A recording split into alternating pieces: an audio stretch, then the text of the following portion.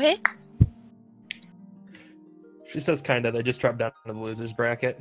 Yeah, they drop down to the losers bracket where then if they lose, then they're out. But, you know, you want to stay in the winners bracket because then you're a winner. Like Kib. She's a winner. I'm just happy to play. Oh. I know that feeling at times, man. So we should be off here shortly. Yeah, the runners are starting. We're just waiting for the restream to catch up. And they're off. So first things first, we see them go into the town of Cornelia, buy a hammer, and they will be setting some configuration settings, mostly to turn dash on, cursor to memory, and message speed to fast. And the reason they're setting cursor to memory is because whenever they have a weapon selected, and then on their next character they have a piece of armor selected, whenever they hit the confirm and one of the trigger buttons at the same time, it messes with the IDs and allows them to equip stuff that they don't have. In this case, hammer to knight's armor. So we'll be seeing them do that. HolySmith may be selling some stuff. My stream actually crashed, so I can't see it at the moment. Yeah, mine did too. Okay, so hold on a second. Mine froze, but it's slowly catching up. Okay, so probably means it did that for everyone. We are seeing HolySmith buy potions, antidotes, and Phoenix Downs here in Cornelia. I do not believe Poorscythe does it here. He buys them in Provoca. But starting off, they try to leave, and they get stopped by guards who realize they have 4 crystals, something about a prophecy. This game really doesn't explain story. And they're off to save a princess. We're the Warriors of Light. That's all you need to know, basically. And notice as the avatar is moving around on the world map, they're trying to avoid the forest as much as possible. And that's because forest tiles are where you have the maximum possibility of RNG coming into play. So they will try as much as possible to be on the plains. Now, ideally, and you'll see Poorscythe. Ooh, looks like, okay. Sorry, we just lost Rayanis for a second there. Yeah.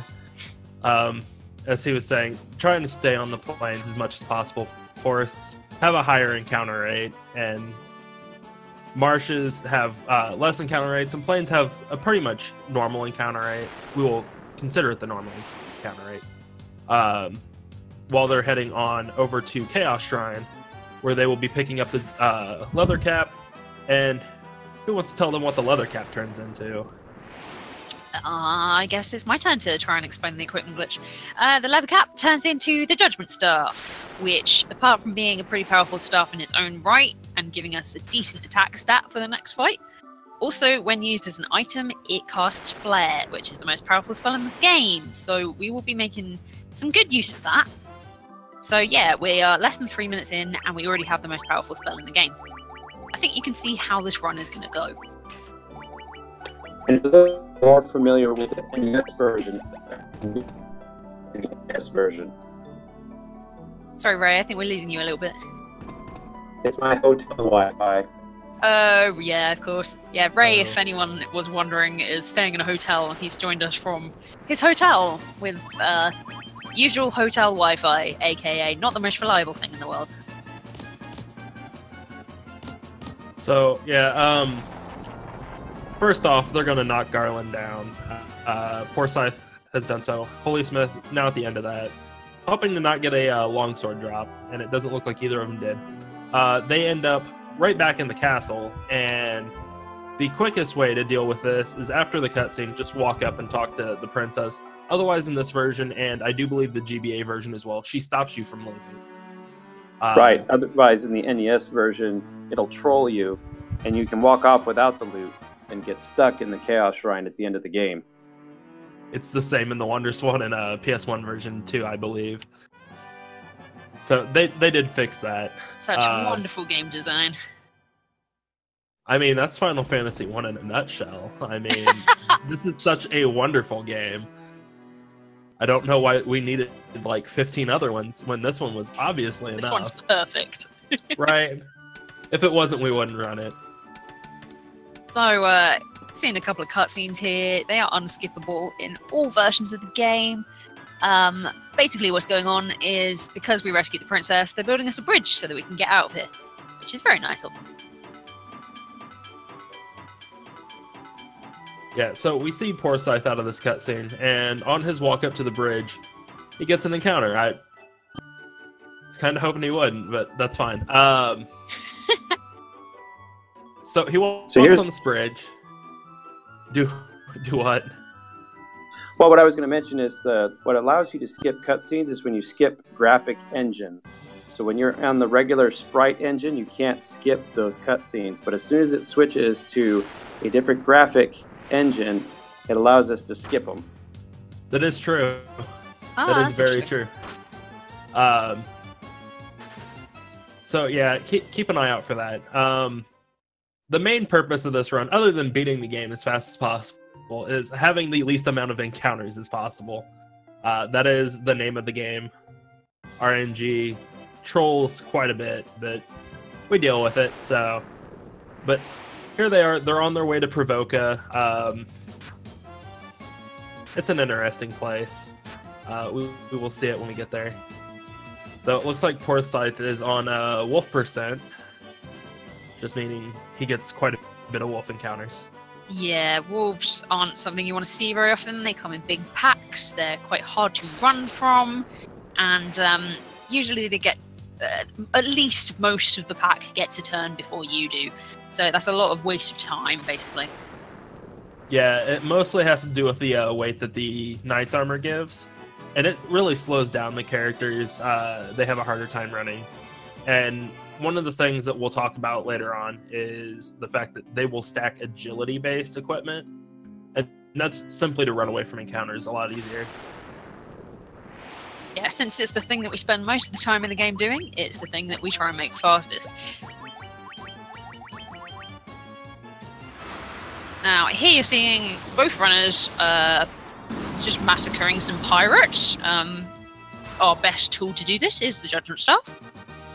As you can see, it makes very short work of them because they've only got 10 HP each, so it's a little bit overkill, but it's what we've got right now. Hey, there's no kill like overkill. And now you see the delicacy of Provoca, which is Pirate Krispies. I don't believe I've seen either of them get a leather shield. Leonis asking in chat, puzzle to amend his PC issues. I don't think either of them are doing the puzzle today. Poorscythe may. He has been known to puzzle. I don't think he has in the race yet, but he has been known to puzzle. Yeah, no puzzles here. These guys have sense. I mean, the emergency exit really helped out Leo earlier. It was so useful. Yeah, he was in the lead for a whole 10 seconds. It was amazing. Technically, he was in the lead longer than 10 seconds. Too soon? He was in the lead longer than 10 seconds, just he got ambushed twice. So, I got nothing for that. We see HolySmith here grabbing gold needles, and the reason they're important is they cure stone. There are some enemies later on in the game that cause petrification, and essentially your characters can't do anything while they're stoned. Makes sense. It's essentially being treated as being dead. So we hope to not see that, but we have something to help just in case they do. Or are, I guess I should say.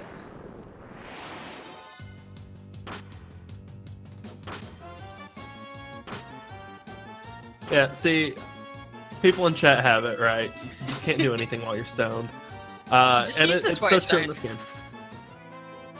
So, I mean, you don't get any experience while you're stoned either. You know, you can't learn things while you're stoned. It's called petrification for a reason. I mean... So, this is our first dungeon that we're heading into. It's a nice, easy one. We can run from everything, and there's a very low encounter rate. We're just going to head straight down to the 3rd floor, and we're going to take care of some Pisca demons, who are relatively easy spike tile, who are guarding the crown, which is our first key item that we need to grab here. And while they're doing this, you may notice that they are sort of dodging the bats. the bats are on the same sprite layer that they are, meaning the bats can block them. And we may see that in this match coming up. It happened in our previous match. They got NPC blocked quite a bit. Oh, and the knight on HolySmith's side's getting rather wrecked. Oh, so is the thief. Everybody getting wrecked. I mean, that's fine. He went in there without healing. That's always never a good thing to have happen. Always never. But that just means more experience for everybody but his warrior, and that's a good thing. Also means a quick revive, which is not. Nah. Oh, or is he just gonna? He's just gonna run. Oh, jeez. Well, the nice thing is that because he only had the 2 Pisco Demon encounter, by sharing that experience, it'll give it more to the White Mage, and the Black Mage will help to balance that out. Yeah, that's true. I don't know if he's doing the Black Mage route, because that'll make a big difference for them. Yeah, I don't actually know which routes that they're going on myself. Yeah, we're not very good at telling what routes we're using until we get to about Elfheim, and then me and Chris are like, oh, they picked up a thing they don't. Oh, we don't pick that up. Oh, they must be doing a different route to us. Yeah, we had that happen earlier. Ray, Starcrawl which route did these stages. Do what? I was just asking Ray which route he does. Black Mage Lust Dagger. Oh, okay. You can teach us all the things about Black Mage route.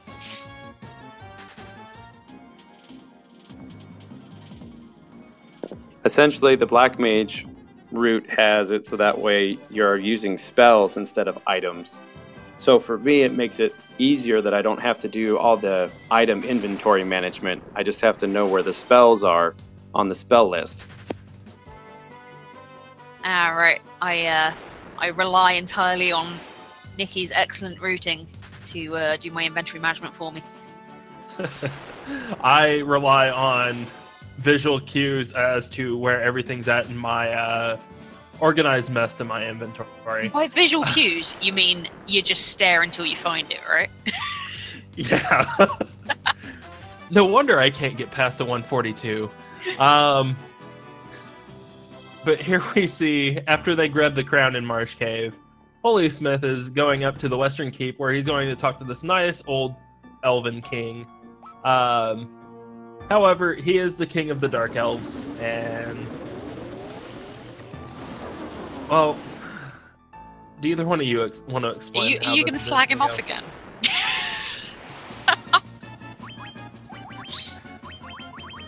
So, well, yeah. Astos is, well, using his favorite spell, which is Death, which, as you can see, one hit kills people. That warrior is taking a bit of a beating on HolySmith's side. What are you talking about? This is the NES version. It's called Rub, and he just rubbed him out of existence. Or rubbed his life away. Excellent translation. Let's see if this goes any better for Poorscythe. And double death. This happens every time they race each other. I get their names confused. What, Poorsmith? Yeah. Every time. Oh, Poorsmith. I do believe that this is actually a repeat of their bracket stage as well. So these two had actually raced each other quite a bit in the bracket stage. And they're doing it again for the double elimination phase. So, who do you guys think will win? I mean, so far, Poorscythe's a little bit behind. We've had predictions. I do believe Poorscythe's the only one that's had accurate predictions. So far, yeah. I mean, did he predict himself? I think he predicted himself winning the entire tournament, didn't he? Well, I like the fact that there were two kinds of predictions, because I think we've got 12 people who've done predictions for this tournament, most of whom are actual runners. Yeah, there's like two kinds of predictions. There's people who are like really humble about it, and are predicting like, oh yeah, I'll go out in the first round. Yeah, I'm just really rubbish. And then there's people who are like, I'm gonna win the entire thing. Yeah. So, Poorscythe is one of the latter. Poorscythe is the one that predicted himself to win the entire thing after facing Kib twice. I'm not gonna question that. It's probably true. But he did have a bit of a mix-up on his first prediction, and that was the match earlier, Leonis versus Starcrawl, which we do have a rematch for. But there was some technical issues, and Starcrawl did win. But there will be a rematch. Both of them have agreed to it. And it looks like Poorscythe is actually going to do his Gold Needle shopping. Yeah, see, I like that. I predict that the winner will win. It's sort of like people die when they are killed. For those that get that reference, I appreciate you. I get that reference.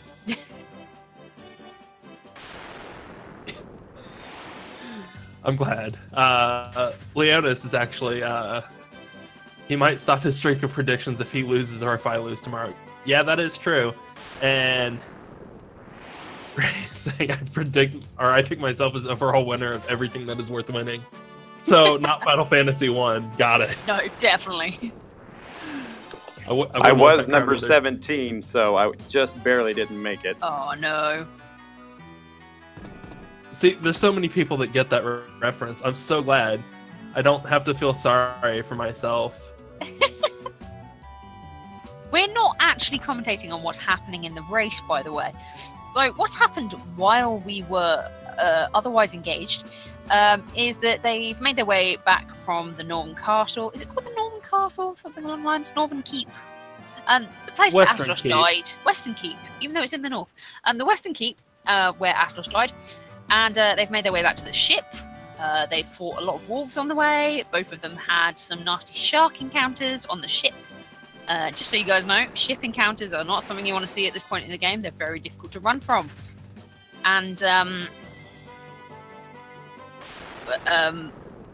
when did we get engaged? I mean, we have been fighting in the Discord, so I don't know. Nobody asked me about this. Nobody asked me about this either, so okay, I'm confused. Good. Arranged marriage then? Good, excellent. Yeah, well, mazel tov. Thank you very much. Sure. We've taken the crown to Matoya's cave. Matoya is a witch who's just given Poorscythe the Jolt Tonic.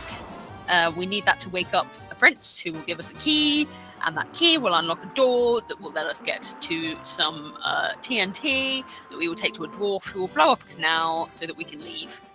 So what you have hopefully figured out at this point is that this game, for the most part, has no plot, but has lots of fetch questing. Yes, that's FF1 in a nutshell. To make another reference, what I'm hearing is HolySmith is about to get the big key that unlocks any chest in the dungeon. I'm guessing that's Zelda. Yeah, it's a Link to the Past reference. Yeah, I've seen enough of A Link to the Past to vaguely understand there's lots of keys. I have to keep Shen's legacy alive here. What, so making loads of really not FF1 references. Of course. So what you'll notice is that HolySmith just stepped out of the castle and stepped back in because it saves him a couple seconds. Please keep us on track, Ray. We clearly need it. I was about to say, I appreciate you for doing that. That's what I'm here for. So, what we see HolySmith doing is he is putting thieves' armlets on everybody, on everything except for their weapon and their shield slot. The reason for this, shield slot, you put something on there that doesn't belong, does not have an animation attached to it, it locks the game up. It doesn't know what to do. And the reason we're putting it on the other three is because they add 5 agility each, some defense and some evasion. I think it's like 6 defense and 10 evasion. So it's really nice to have. It allows them to run from things easier, rather than being in heavy armor and on a boat trying to run from things that are attacking you on your boat. It almost make wolves encounters not so bad.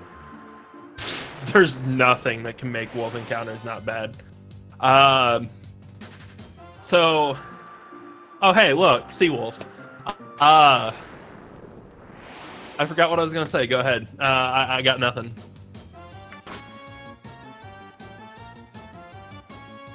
Thanks, guys. If Sahagins, I have a So question. there I was. We're both about to say something equally useless, aren't we?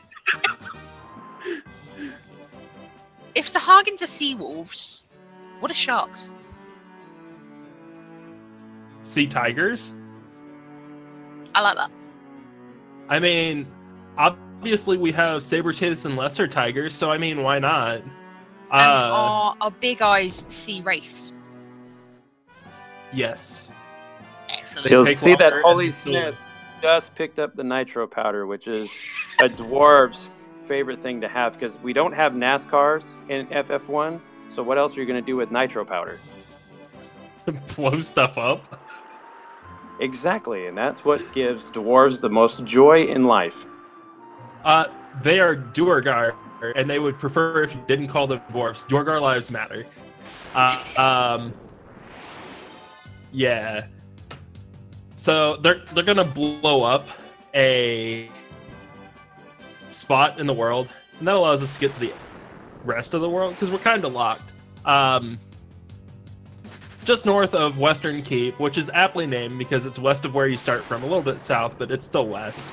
And I'm just assuming that the Warriors of Light, as they are so called, are just making up things as they go. This entire adventure is made up. Let's just go with that.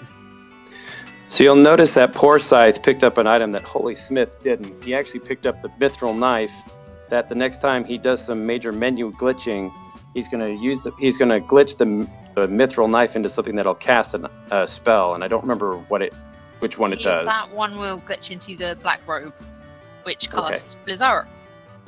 Poorscythe got a sea wolf ambush. So I do want to state, HolySmith did not grab the bronze gloves, and he did not grab a leather shield. I do believe he is on complete barbarian sword route. Or the So black mage route. he has not bought spells. Yeah, I think he's just going to do the Judgment Oh. Staff Barbarian Swords. Okay, that's So interesting. he's going old school. Yeah, that's a route from at least a year ago. I think the Last Dagger and Spell route came in about after last year's Total Chaos tournament. It was actually a little bit before this tournament, because whenever I learned it, because I was actually new for this tournament, all there was the barbarian sword route whenever I learned. So well, Nicky definitely made it during last year's tournament, because I remember it was not on speedrun.com, so I didn't see it. Oh, okay. Clearly we did not put up notes. Therefore, it doesn't count. Doesn't count. There is a plot to this game that's mentioned for like 2 minutes, something about orbs of light. Well, You they're have actually to get 4 crystals so that you can unlock the... Actually, no, they don't say why you have to get 4 crystals, but then you go and take them to the Dark Crystal, and it does some hocus pocus, and then it takes you back 2,000 years in time, and you kill Garland before he became Chaos so that he couldn't do the Fiend's thing. But it's not as cool as the Dark Crystal. No, something along those lines. That is a very apt explanation, but I do believe the actual story is Fiends took over the crystals, Earth's rotting, sea starting to dry up, something with the wind, and something with something else, fire, I guess. Fiends are taking them over, just draining the crystals of their energy, and the Warriors of Light are supposed to save them. Yeah, and they do that by nabbing the crystals, going back 2,000 years in time, and killing Garland before he becomes Chaos. But they already have crystals. They brought them out in the castle. Yeah, that's a point. So they have to relight the crystals. It's like relighting bonfires or something. So The they're only like difference. candles. Well, the only They're difference. just pretty until you light them, and then they actually do. Well, I don't know. We yes, can't work back to the crystal. Vegetafica. Yes, Hocus Pocus. That is exactly what I said. The G to FC. That.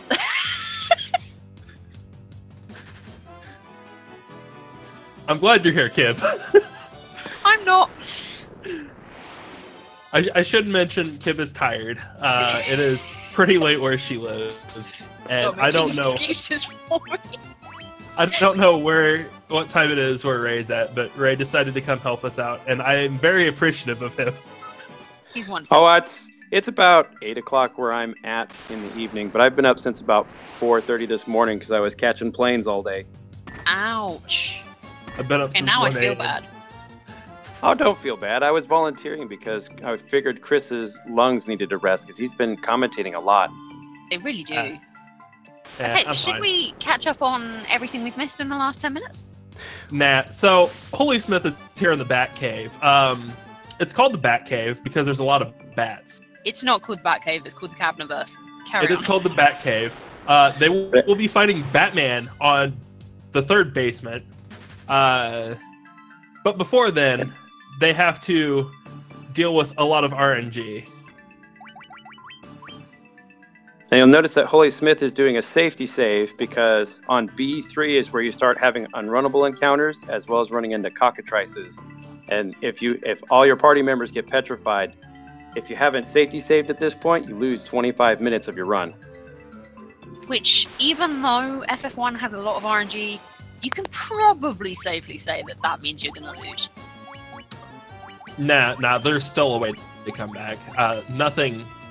This game is like Assassin's Creed. Nothing is sacred, and everything is permitted. This game will do what it wants, and if it wants to, I don't think that's the club. Nothing is forbidden. So you'll notice that HolySmith is now using the Mage Staff instead of the Judgment Staff.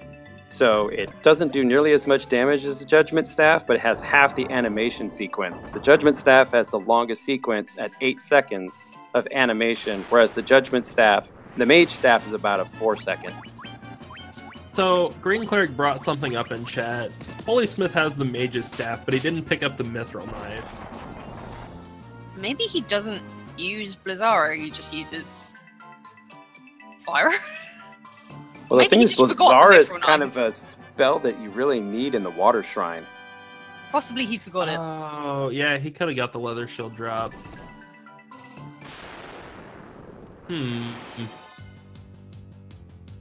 We'll have to see. We'll see when we get there.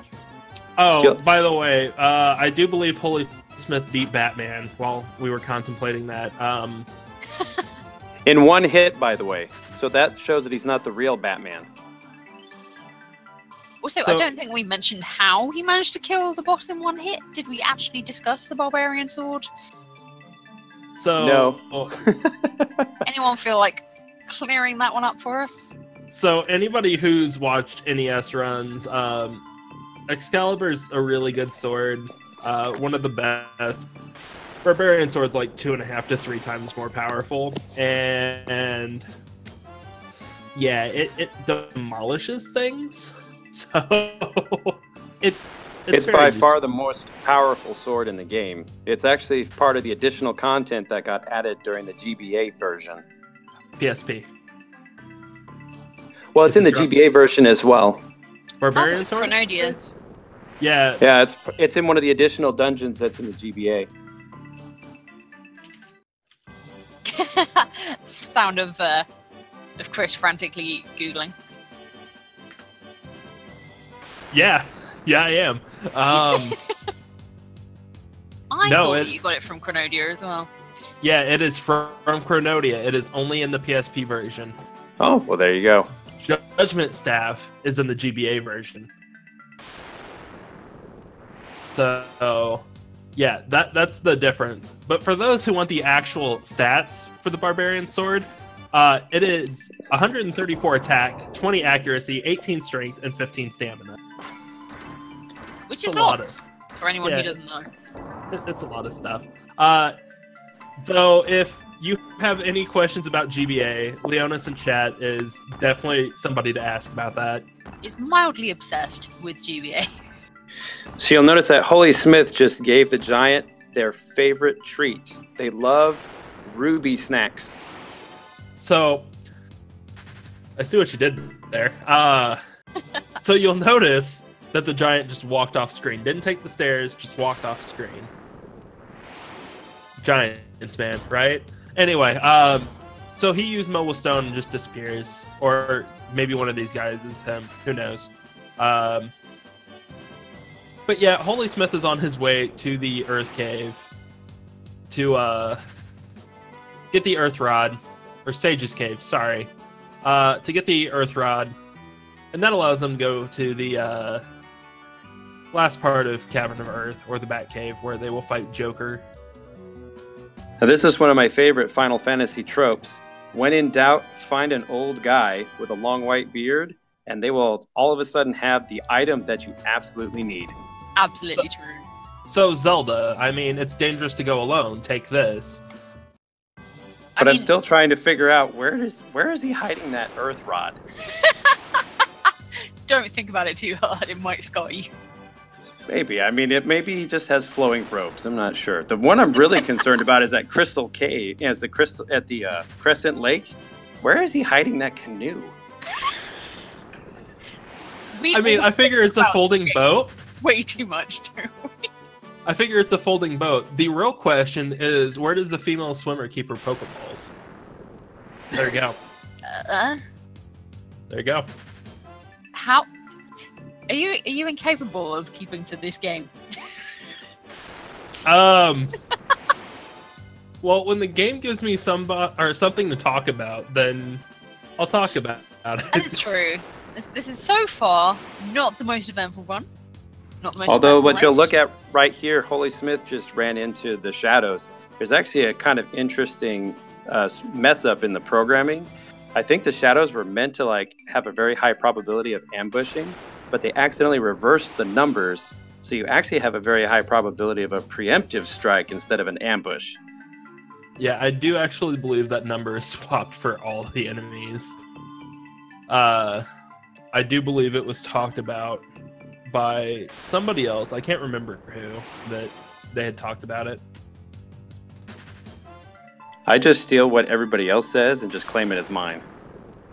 So Reddit. Kind of. But better because I did it. Gotcha. So here we see them re-entering the Bat Cave. And HolySmith is now on basement 3 and is safety saving again. And yeah, this run really hasn't had all that bad RNG. I hope I am commentator correct. That way I oh have my something to gosh, talk did about. you just do that? I did just do that. Oh my gosh. In We can't take you 20,000 Piscademons. I mean, if they can beat Leo's Pisco Demon count on the first floor of Ice Cave, I will be happy. Which was, I do believe, 18 or 19. Hooray, Piscademons! Speaking of Pisco Demons. I did not ask for those. I just want to state, I did not ask. I did. For those. I have the power. She Oh my does. goodness. We are heading down to the 5th floor via probably lots of Piscademons, lots of cockatrices. Hell yeah!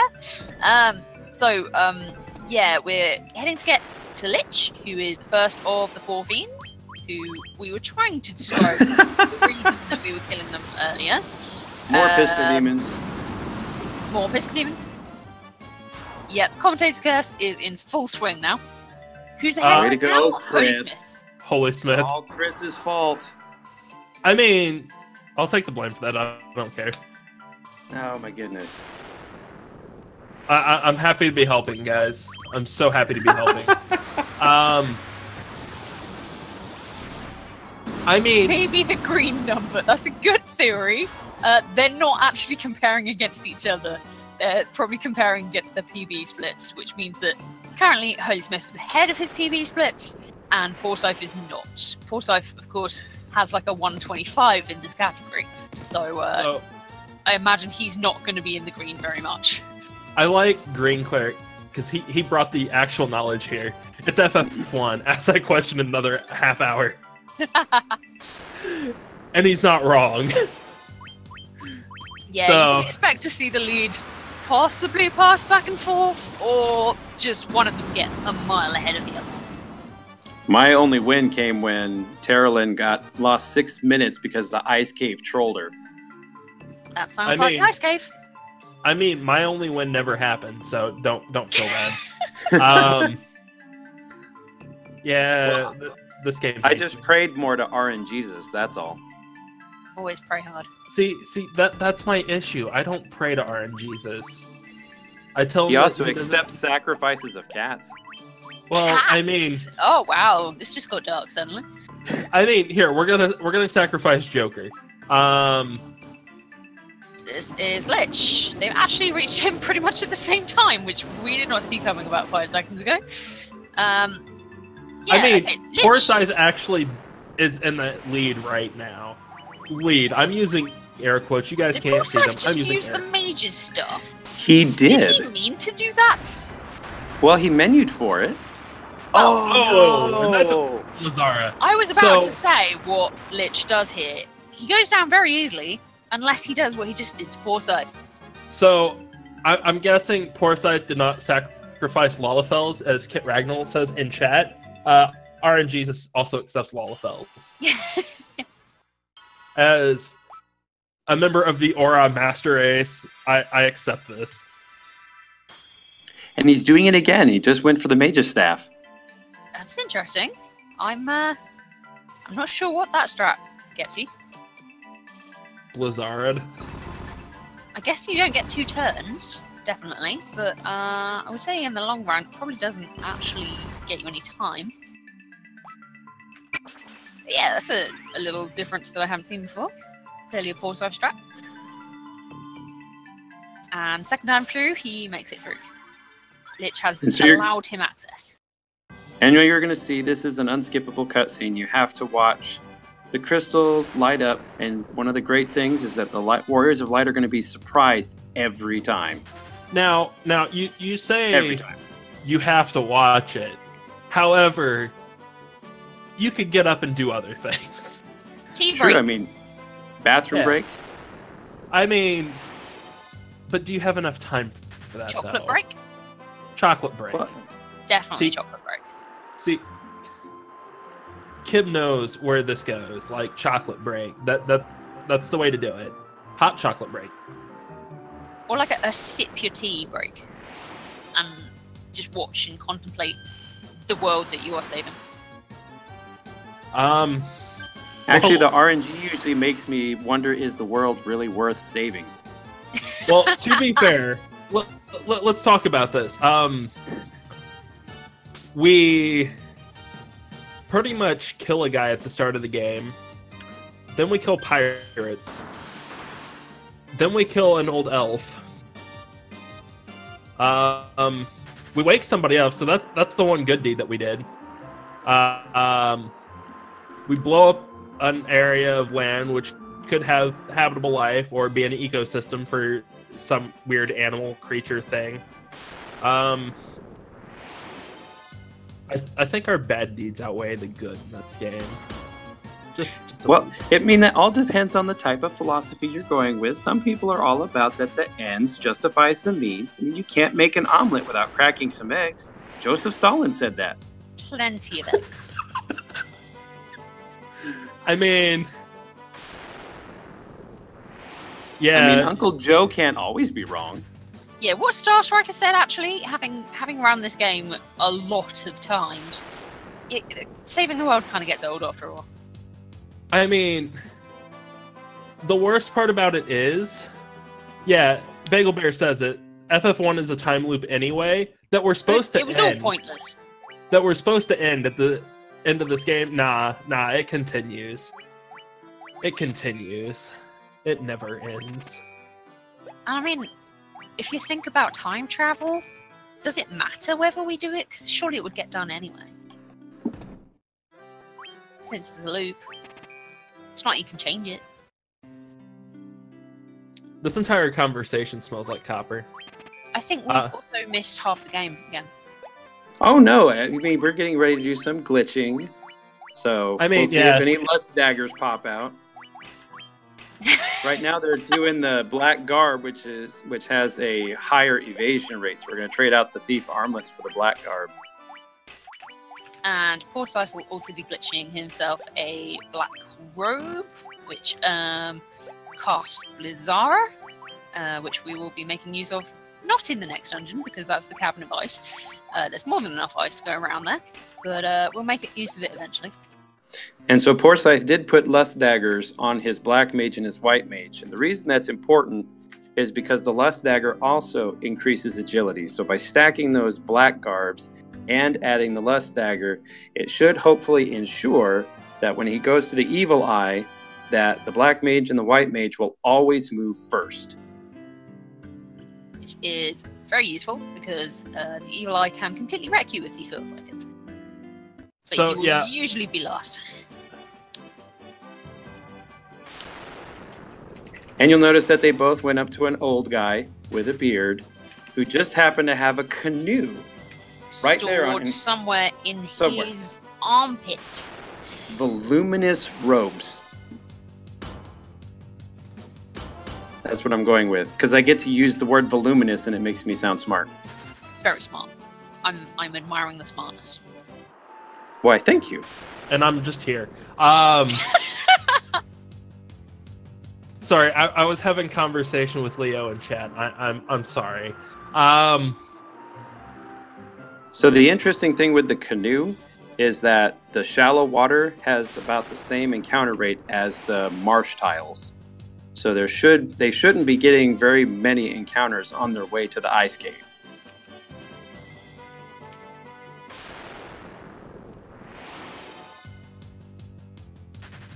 Yeah, they shouldn't.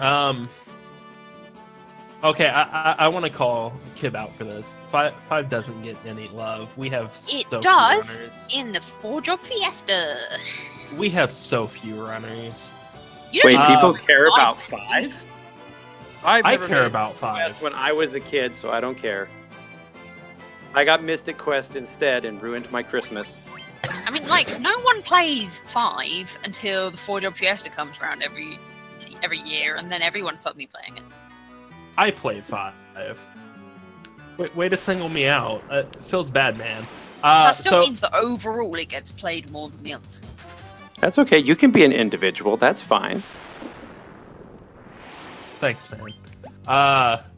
So here we see them in the ice cave. I don't believe I've seen HolySmith safety save, or we're seeing Poorscythe safety save twice. This is the second time since the entrance of the ice cave. Ice cave's a bit of a troll place. It does a lot of things that none of us like, and it has a lot of things that none of us like. Just wanted to give a shout out to chat, since this seems to be quite a chatty commentary rather than an informative commentary.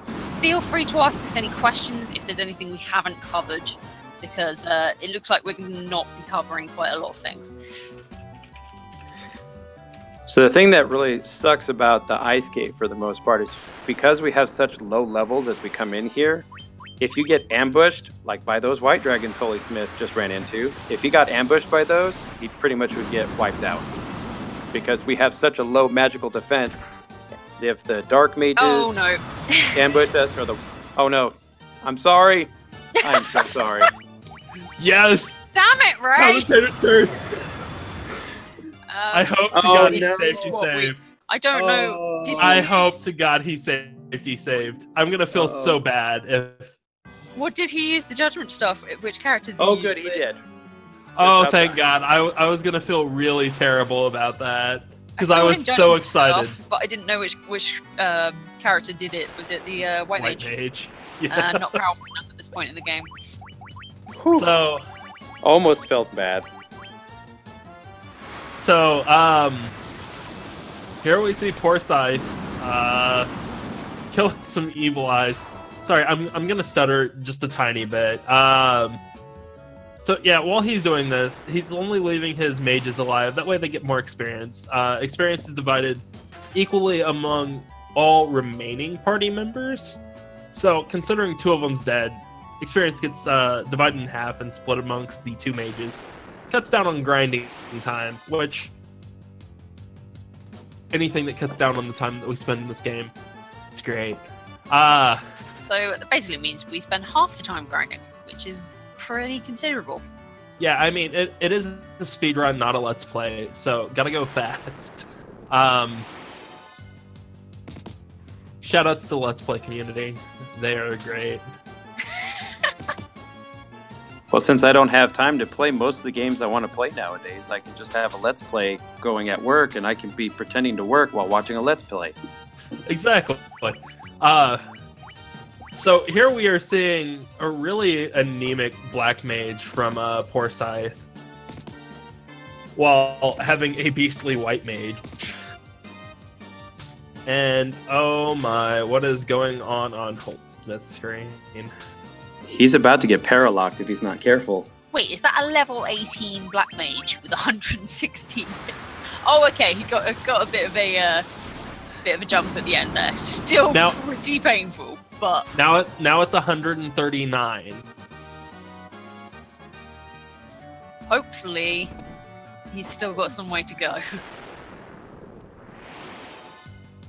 So one of the things you'll notice with the ice cave, if you've never played through it before, you don't know that you're supposed to be stepping through these cracked floor tiles to fall through. So when I was reacquainting myself with this game back in December, I wandered around the ice cave for a while, not knowing that I had to step through tiles. I finally had to resort to reading my speedrunning notes to find out that I was completely missing what I was supposed to be doing. HolySmith still using the judgment staff with white mage, and that's not gonna kill.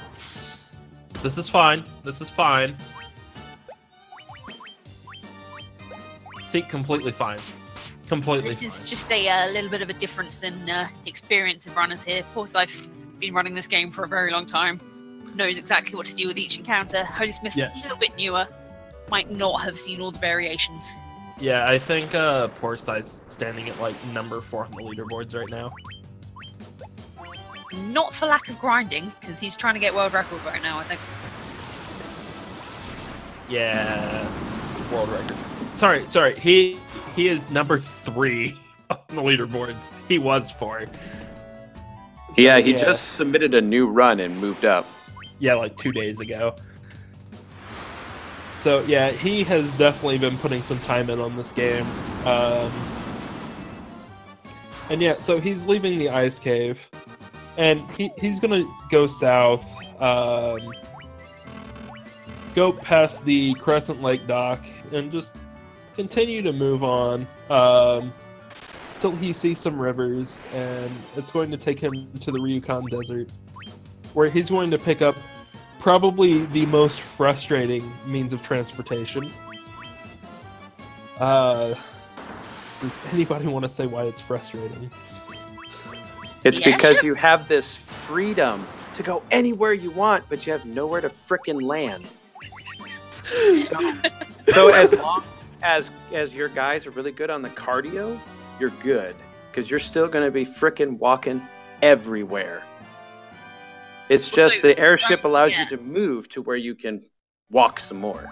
Don't forget, you accidentally end up with dinosaurs on your airship as well, so there's that. All the time. That's actually where I had my one Tyrannosaurus Rex encounter, was on my airship. I don't know. Starcrawl got Allosaur on his, Leo got Sabretooth and Lesser Tigers on his. Though, like Noah's Ark, he actually had 2 of each. This game does things, and it's interesting. So you'll remember like about 4 or 5 minutes ago, our runners were neck and neck. We had mentioned that the ice cave can be somewhat trolly, and you're seeing the results. HolySmith getting his party wiped out has put him probably about 4 to 5 minutes behind Poorscythe. Also, I believe he just generally got a little bit worse encounter RNG. I do want to state as well, I do appreciate Poorscythe on this. He actually has been safety saving quite a bit.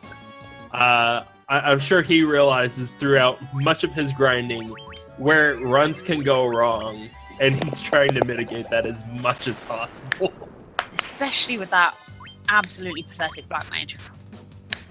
I mean, well, see, this is an area where I always skip the safety save because I've never ever, knock on wood, been hit with the sandworm with earthquake.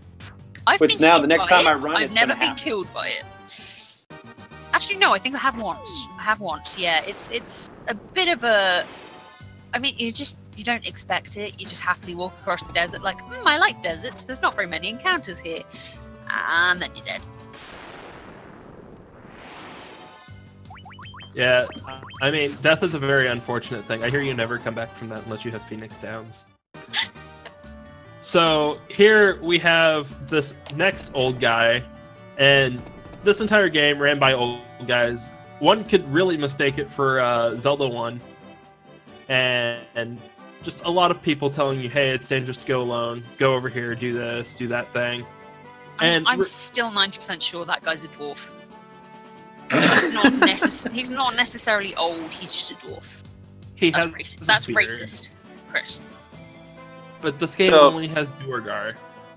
So the secret behind the Citadel of Trials, when you see teleporters, always take the bottom one. That's the secret. It's always the bottom one. And if they're side to side, it's the lower one of the two. Yep. Easy to remember once you know. So yeah, Poorscythe getting some very unfortunate Minotaur zombies here. They are unrunnable, and this game never tells you if something's unrunnable. It just lets you run, and run, and run, until you eventually die. Yeah, Final Fantasy games have come such a long way.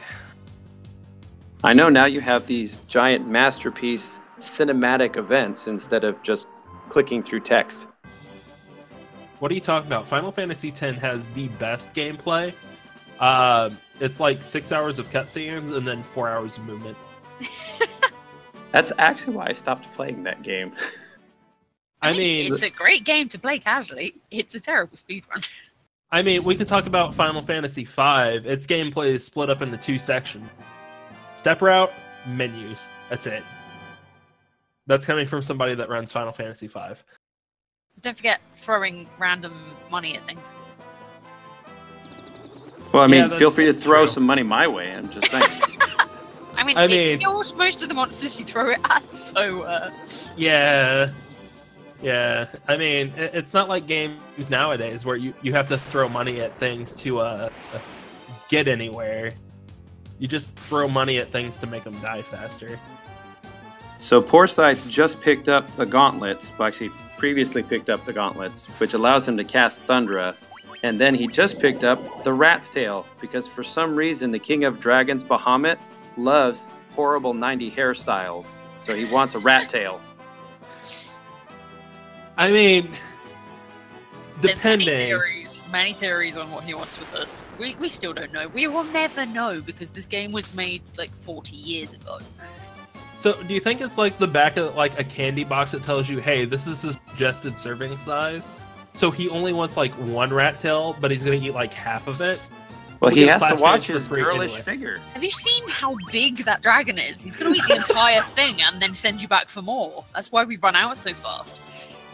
Well, he's actually on a slim fast shake diet, so that's the smallest portion size allowable with his shakes he's taking.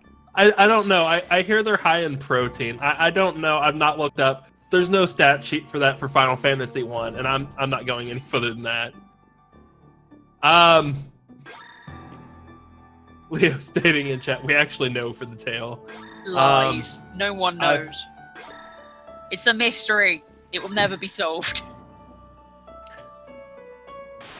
I don't know. I don't know.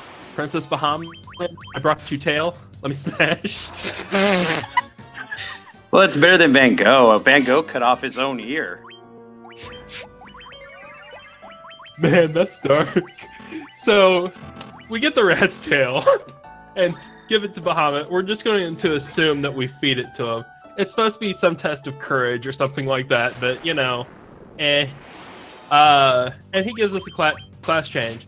I do want to state, though, now that I think about it, there are no rats in Final Fantasy 1.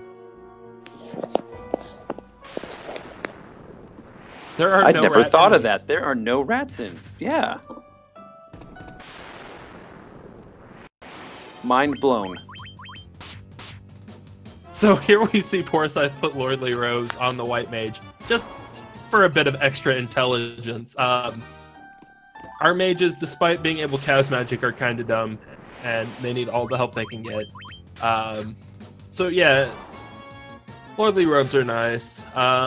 We will be seeing Poorscythe go to the Desert Caravan and grab the fairy bottle. Unless, okay, he didn't make a liar out of me. This is fine. Yeah. Oh, getting an encounter right before the caravan.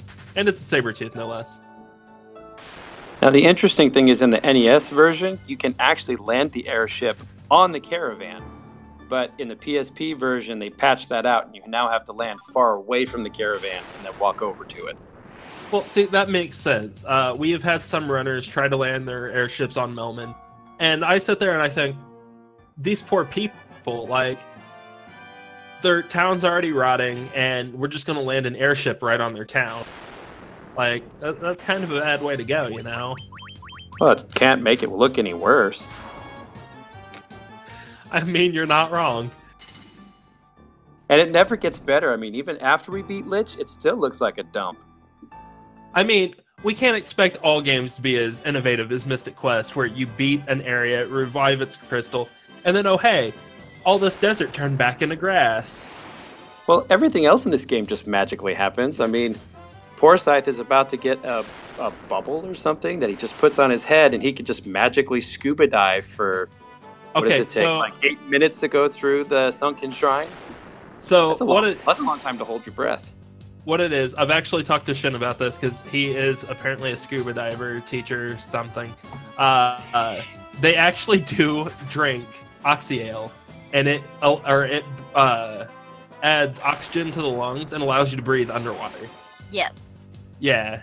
It's a cool. real thing, apparently. It is a real thing. Who would have Also, known real things happening in video did you know games? that if you look up, Gullible is written on the ceiling? No, it's not. I just looked. So as Poorscythe's moving through Mount Gulg, you'll notice that he's trying to maximize how much he steps on lava tiles. The reason is, as you're stepping on a lava tile, you cannot have an encounter. So that he's going to do everything he can to avoid walking on normal tiles. However, the bad thing is the fact that every time you take a step on a lava tile, you lose 1 hit point. So if you do get an encounter and you can't run from it, you're probably screwed. Yeah.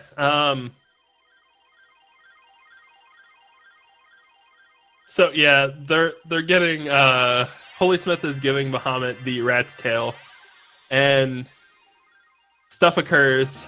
I'm not going to say smash, but HolySmith gets his class change as well. And doesn't Bahamut look happy? I mean, he looks so happy. I mean, he got rat's tail. Whatever that means. Dragons like rat's tail. Dragons love rat's tail.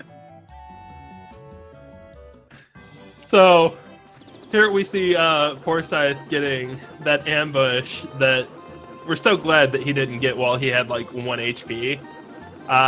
Even though it's not Hellhounds, which cast Blaze, and it's an AoE. But he's going into the Merilith fight. Oh, and we see HolySmith actually getting his magic before going to Mount Gold. So this is a bit of a route divergence. The last one that we'll actually see for a while at all, maybe.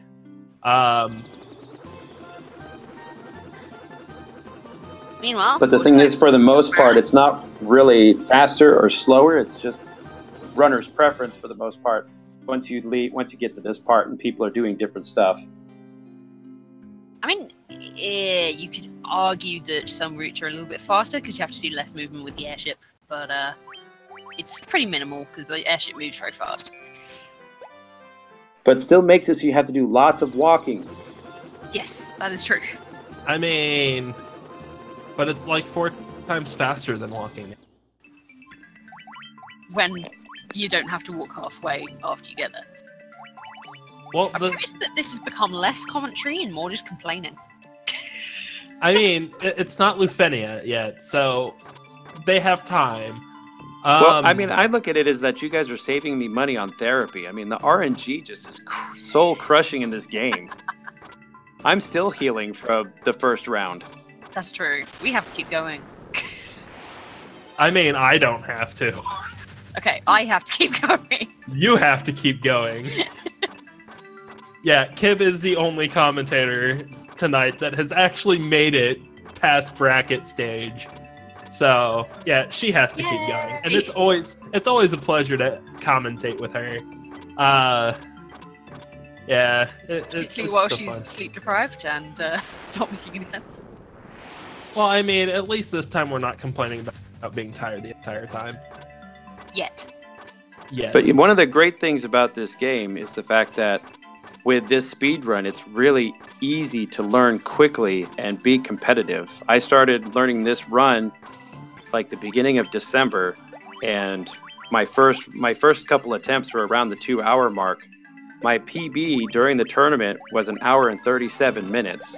So oh wow! yeah, that's a great improvement. You can learn this run really, really fast, which makes it really accessible to people. If you want a run that's quick, it's an RPG that you can get done in 1.5 hours. Yeah, I learned this run for last year's tournament. I started doing it in January, and we actually started the tournament earlier that year. So yeah, it's very, very much doable to learn it in just a week or two. Yeah, I mean, I learned it just before the tournament started. And before races actually happened, I got a PB in a race against Leo, of all people, and I got a 139.50. And now my curse is I can't get below a 142 in races. Though my PB is actually in a race versus Green Cleric where I got like a 136. So I believe the answer... Logic.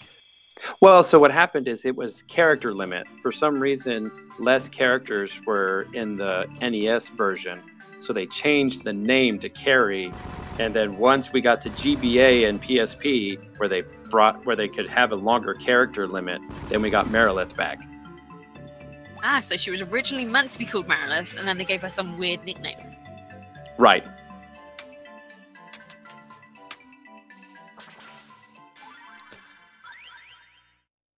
So yeah, Poorscythe just took care of some ghosts. I don't think anybody's going to commentate on that, so I did. And yeah, the floor that he's on has a high encounter rate, so we may not see him go for 4th floor light axe. But the 5th floor is so great in terms of encounters. It has a grand total of 0. So we will be seeing him grab the slab or the Rosetta Stone and just teleporting out because there's no point in walking. No point in walking anywhere in this game. Which, and you're going to see Poorscythe and HolySmith using teleport a lot at this point to try and 4th floor light axe. Sorry. Well, that's fine. So that way they can minimize all the walking. So they'll be using it in cities to get out faster. They'll use it a couple times in the Sunken Shrine to get faster, so they don't have to walk everywhere. And I know absolutely nothing about 4th floor light axe. So that's something that Chris and them were trying to figure out. So the way it works is it's actually a couple of tiles faster. If you get good RNG, it is actually faster, and you have your survival vest quite a bit longer, and it allows you to run from things easier. So technically it can save time, but only if RNG is on your side. It's really weird, but there's no forced encounter around it, whereas the one on 2nd floor has one to the left and to the bottom. And this one, you can actually do the menu and then just teleport out right at the same time. So it does save a couple of frames, and if RNG's on your side, it can actually save you quite a bit of time.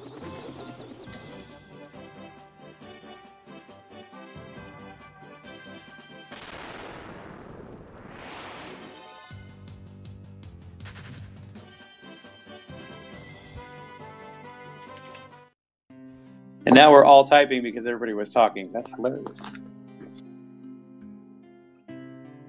So one of the things you're seeing here with Poorscythe is he's getting a lot of unrunnable encounters. So Sahagin, princes with Sahagin chiefs, and ghosts are all unrunnable encounters. So that's why he's going to have to, that's why he has to kill all of them. So that's why a Sunken Shrine can sometimes take a long time, because depending on the RNG, if you get a lot of unrunnable encounters, it can slow you down, because not only do you have to fight them, but then you have to go through the spell animations, and then you have to go through the winning animation, so it just eats up a lot of time. So, for those that were wondering, because I did look it up, Carrie was a mistranslation of the Hindu goddess of destruction, Kali. The name change was probably an effort to avoid potential copyright issues with Dungeons & Dragons source material, similar to the changes made to the Beholder or Evil Eye. So, for those of you wondering, copyright. And Mind Flayer. The Mind Flayer is a copyright thing, too. Mind Flayers are still in the game, though. Yeah, I think they must have cut a drug deal or something. Maybe. So, here we see Poorscythe with one of the other unrunnable, the water elementals. They're weird, though, because if they're with something else, you can run from them. But if they're by themselves, you can't run from them. Final Fantasy 1. There you go. Hashtag distractions. They just get distracted by things around them. I think it's ADD. Water elementals have ADD. I never knew that. They also are not weak to electricity, so there you go. Because reasons. There's no ground, but you can freeze water. So, yeah, it makes sense. But wouldn't that then, because they're swirling, wouldn't that make them, like, with those ice chunks, like, that could really hurt? That actually would make them more dangerous, wouldn't it? I mean, it's either you get electrocuted or you get stabbed a bunch. So, Tough choice. Yeah, I mean, it is what it is. So, yeah, Kraken went down like a bag of ammo in Call of Duty pretty quickly. And here we see another cutscene that we can't skip. So, check Twitter, check Twitch messages, however that works. But look at that mermaid. Yeah. I made a statue disappear when I smash. That's all I got at this point. So, the reason that HolySmith in this ghost encounter did not use Judgment Staff and just opted to attack is because there's only 2 of them. So he knew enough damage to get rid of them. But from here, we see Poorscythe actually going up to encounter Remoraz. That just ruined my entire thing. RNG, it even affects commentators. So yeah, we now see if you look at, I'm sorry, real Go quick. ahead. So you look at HolySmith. HolySmith, when he was picking up his light axe on the 2nd floor, he specifically stepped to the right of the chest, and that's because left of the chest and directly below the chest are spike tiles. For some reason, they didn't program a spike tile to the right, so you go to the right so that way you can avoid that encounter. Yep. And here we see Poorscythe in Waterfall Cave actually having what looks to be a decent Waterfall Cave. Though I say that and I'm kind of just wrecking his run. Waterfall Cave has some of the highest RNG in the game. It can be ridiculous trying to walk through there. Yeah, it has the highest encounter rate. HolySmith also opting to go the north route instead of the popular southern route for that last floor. It is actually a bit slower, so I do believe he's the only one that still does this.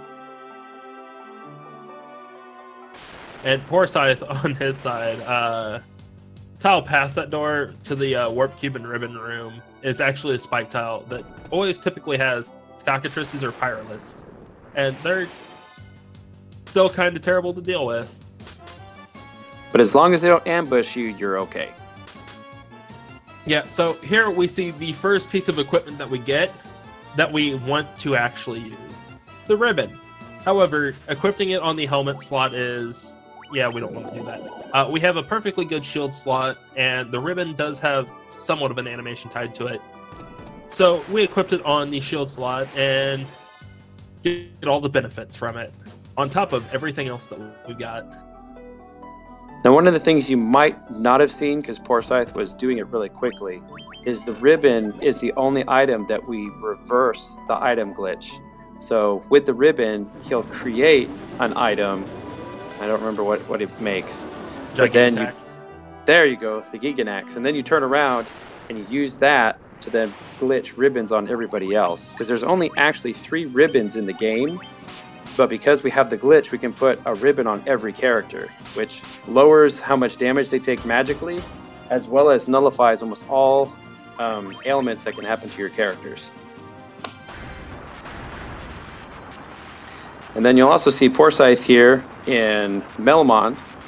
He just learned Lufenean in the matter of seconds. All it took was a tablet, giving it to the right person, and then boom, learn a new language. Now you can speak the language of angels, I guess, or something like that. You know, since this does take from D&D quite a bit, I kind of want to say it's Celestial, but... These guys are not angels. Don't even pretend. We're about to head to the biggest troll town known to man. Oh, welcome back, Kabetha. Hi. Sorry, I'm just lurking until I get to slag off some Lufenians. Oh, okay. So the interesting thing that you start to find out near the end of the game is the airship that we've been joyriding in actually belongs to the Lufeneans.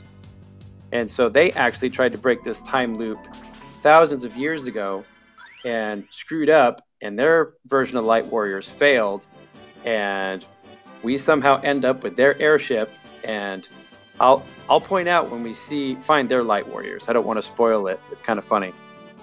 I did not know that. Is that some kind of cutscene that I have never noticed before? No, so fine, I'll spoil it. So the bats in the Chaos Shrine, those 5 bats are actually Lufeneans that Garland turned into bats. How do you... Wait, are you making this up? Nope. Where did you get this from? The ceiling. Well, yeah, because I'm gullible. But also, I started playing the game in '89, though. I'm definitely looking at the ceiling right now, aren't I? Because I'm old. But so what happens is once you learn Lufenean, if you take the time, you can talk to the bats in the Chaos Shrine, and they'll tell you the whole story of how they screwed up and failed, and they'll encourage you to go and touch the black orb so that way you can go and defeat Garland. I am absolutely going to do that as soon as the stream is over. But you have to have learned Lufenean first, otherwise they just say, oh, well, in the NES they said key. I don't know what they do now. Key. I mean, yeah, I didn't play the NES version. I did, but I didn't get very far for obvious reasons. Yeah. I watched quite a bit of Randomizer now, somewhat. Ooh, Poorscythe getting a first floor Mirage Tower. So obviously, this run is dead. Never want to see that. Never. And yeah, I had something else to say, and I don't remember it now. So, how far behind would you say HolySmith is about now? About 3 minutes. Still, I mean, a possible amount to catch up. This game is very trolly. Especially Chaos Shrine. Chaos Shrine is the last great equalizer in the game. Yep. I mean, if you want to play an even trollier version of Final Fantasy 1, play Dissidia. It's great. Not sure that's the same kind of game. Well, to be fair, Dissidia Duodecim does have Final Fantasy 1's world map. It does. Not quite the same combat style, though. A little bit different. It's a great game. So Poorscythe's getting ready to go into the Flying Fortress. And for those of you who are old school, like myself, you'll remember that in the NES version, the Flying Fortress looks super space-age, techno doodad stuff. And here they just made it... I have technical terms. I copyrighted that. So now you'll see that it just looks kind of snazzy, like kind of cool, but it's not as futuristic as what we saw in the NES version. Sci-fi is out, fantasy is in. I mean, it's still somewhat sci-fi. Have you seen those warp tiles? They are fantastic. They glow just the perfect shade of blue. But it's not the same. But it's a flying fortress. Good. And there's robots. Like, I mean, don't mind the beholder there. I mean, Evil Eye. But there's still robots. How can you hate robots, man? Like, did you see that robot and that light bulb on Poorscythe's screen? Man, so futuristic. I didn't even know they had light bulbs in Final Fantasy 1. I mean, I'm going to make a reference to an unrelated game now and say, you can't be robophobic, guys. Now you notice that Poorscythe was able to run away from the air elementals. That's the only elemental in the game that you can run away from on its own. So I just want to state, HolySmith got God RNG and Lufenia. No He NPC didn't get block. blocked by any of the priestesses? Yes. No NPC block. So He's good. going to win now. So everybody bless RNG real quick. We want Poorscythe to get Warmech. He probably won't, but we want him to anyway. That would be awesome. Bit of Warmech hype in chat in this late night match. If we can do some hype, we will get the Warmech. Oh, maybe. Or not. Air elementals. Lame.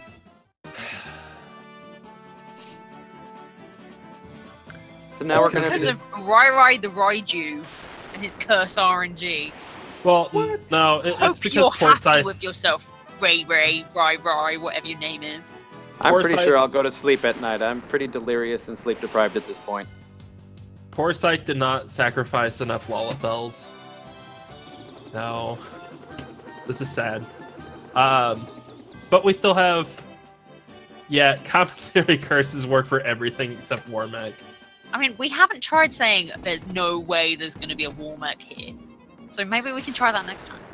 I think Warmech is just shy. You know, I don't think Warmech got asked out enough in high school, and so Now- Warmech just doesn't have the self-confidence.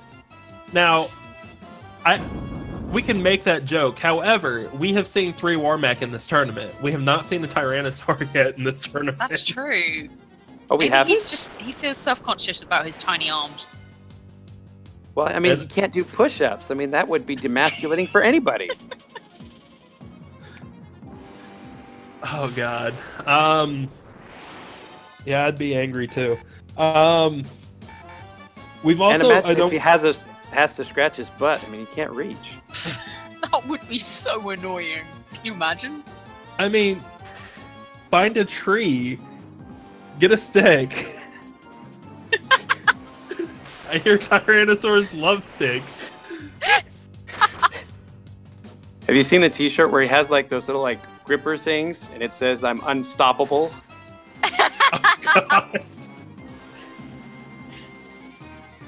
Oh, My little brother got that T-shirt, so it has like a Tyrannosaurus with a little like gripper thing, like the toy gripper thing, and it's like I'm Like unstoppable. litter picker things.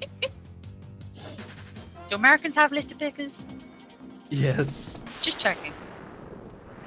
So, You might just HolySmith, leave it there like the heathens you are. HolySmith going into the Force Blue Dragon encounter. And then gonna be going into Flying Fortress. Now, currently a dungeon behind. And on Poorscythe's side of the screen, we actually see the entrance to the bonus PSP dungeon, Labyrinth of Time, which is completely useless to us. We just grab the equipment out of it through equipment. Okay, so there's because- the bats. Look at the bats. Those are Lufeneans. You're welcome. I still don't know if you're trolling me. You'll just have to find out. Oh God. Okay. So yeah, Poorscythe is going back 2,000 years into the past, and yeah, things. And safety saving, because the Chaos Shrine is as trolly as Ice Cavern. Because It's White true. Dragons. White Dragons. There you have it. No, it's all about that purple worm. There you go. Look at it. Ah. Purple dragon. I don't think it works that way. I mean, they are pretty much purple. See, I I mean- just have the Jimi Hendrix song "Purple Haze" running through my brain. Okay. I thought it was purple rain, but close enough. Oh, Prince? No. Oh. Oh, my mind. So I just want to point out back to the game here for a second. Both There's a Black game? Mages There's a game. have really bad HP. So 148. That's quite impressive. I don't think we have a running tally on who has the most black mage.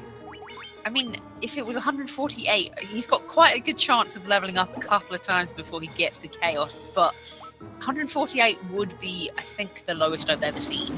Well, see, it's the curse of Banzai. If your black mage is not named Banzai, immediately have crap rolls. Exactly. I wonder if there is actually a thing in the game. What you name your black mage actually determines some of its HP rolls. That would be really weird. I wouldn't put it think past. that there is actually a code somewhere in there that says, because I mean, Banzai is like the Japanese celebration, isn't it?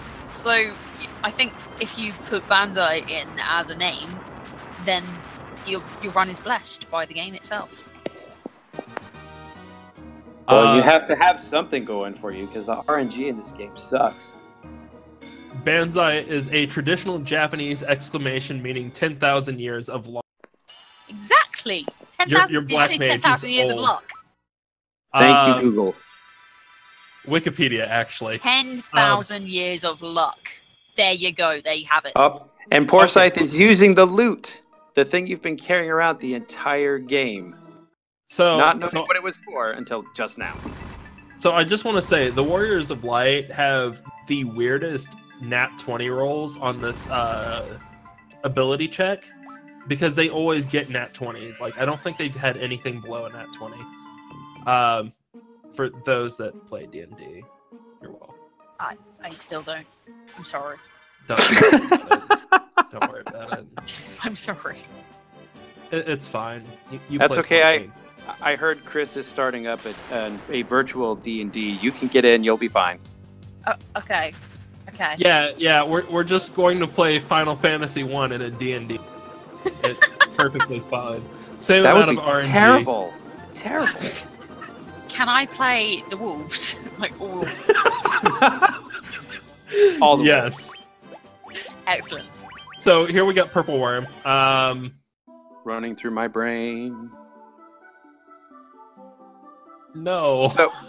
So the thing with where HolySmith is at right now, when it opens up that thing of time, I'm more than willing to dime myself out. So when I was refamiliarizing myself with the game, I forgot to go and play and go and touch the black orb.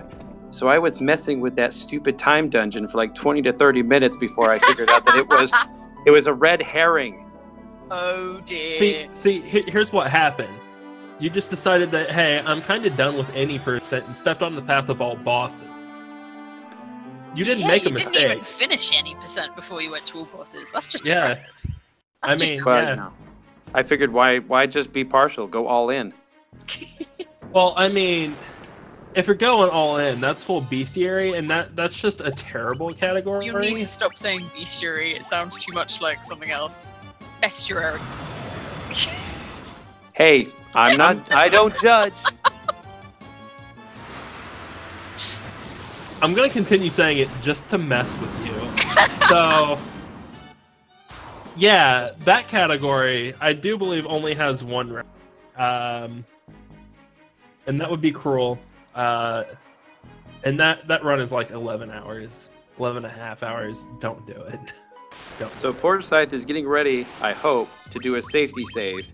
Because of all the four fiends, Lich is by far the worst. Both the first time you meet him and the second time you meet him. Both times, he has an AoE spell that can wipe out your entire party in one hit. So, safety save is the absolute most important thing there.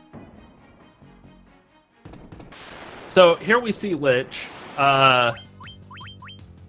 Lich decides to pull a strategy out of our book and likes to cast Flare, which we may or may not see here. Nope, physical attack. How disappointing. Nice. Just. Oh, So, pretty music here- from the loot here. Yeah, here we get Everybody, here. moment of silence to enjoy the loot music. Okay, you can start now. Is it done? Yes, it's finished. I don't have game audio, so I'm just going. Oh, okay. I have partial game audio. Oh, I'm just listening to the beautiful music. Oh, I turned it down because it was too loud and it was like overtaking you guys, and I decided that you guys were more important. Aww, you're making me blush now. I mean, I can take you out to dinner later. Anyway, that would be awesome. There you go. You just got to be open-minded, open relationship kind of thing. Fine. Anyway, Poorscythe had a good Merilith fight. Something we didn't talk about during those battles was they are forced encounter tiles, and if you step off them and step back on them, you fight those bosses again. Final Fantasy 1, it's great. Yeah, the Black Mage does 2 damage because Lust Dagger, not the strongest against bosses. So release the Kraken. And his name amazing cape. His name is Greg, and he is a Zerg player. Can we call him the Caped Calamari? I would love some calamari. That stuff is great. Like the Caped Crusader, but more squiggly. I believe Grak agrees. So we just seen the death of the Kraken. It's like StarCraft 2 all over again. And more purple worms on HolySmith's side. Oh, yeah. If that's the case, we have kind of good armor. Just a wee bit. I do believe Poorscythe's Black Mage is... Yeah, it's 181 now. Though HolySmith's Black Mage is 214. He's probably still going to have to giant tonic. HolySmith doing a little bit of a dance through the doorways there. That's pretty good. I mean, he can dance if he wants to. He can leave this race behind. Re-entered that floor about 3 But if you don't times. dance, and if you don't dance, then you're no friend of mine. Oh dear, Yes. we're singing. It's bad. We need to be taken off the air now. Nobody else volunteered, so they're stuck with us. That's true.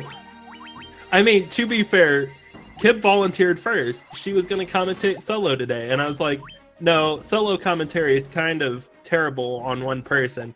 So I offered. And now I'm just sat here letting you guys do it. And then Ray offered to try to give me a rest because I've been feeling sick, and now all 3 of us are here, and it's been a great time. I've really enjoyed this. I don't think anyone's learned anything though. Except for the Lufenean bats. Except that, yeah, I learned lots today. I still don't know if it's true though. Well, you'll just have to tell everybody in Discord. I mean, there's actually an easy way for me to find out right now. So, HolySmith just got the flare. You're not gonna do Google, are you? No. I was about to say, it doesn't pop up in Google. I've already looked. So, yeah, we will see if HolySmith actually... Oh, hey, he beat... So he's about 3 floors behind Poorscythe at the moment. And they're on good pace for 130, or at least Poorscythe is. HolySmith probably 132. I did not actually see Poorscythe's moves, so I don't know if he put the right stuff on. I would assume that he did. He's played this game a lot more than me. And obviously would not forget to put a ribbon or a barbarian sword on his Black Mage. Ray! You didn't lie to me! The bats speak! So, you see Poorscythe putting haste on everybody but the White Mage, because the White Mage doesn't need it. And after he gets that done, he's just going to hold the confirm button and just attack and heal and win. And as Green Cleric says in chat, yeah, he's pretty much set up nicely. That just blew my mind.